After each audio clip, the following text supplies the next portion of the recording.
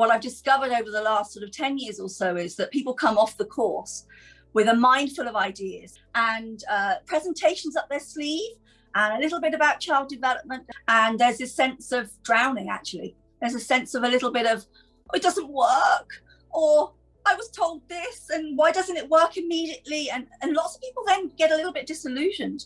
And so over the last 15 years or so, I've spent a lot of time going around the world and giving people workshops on different aspects of Montessori pedagogy.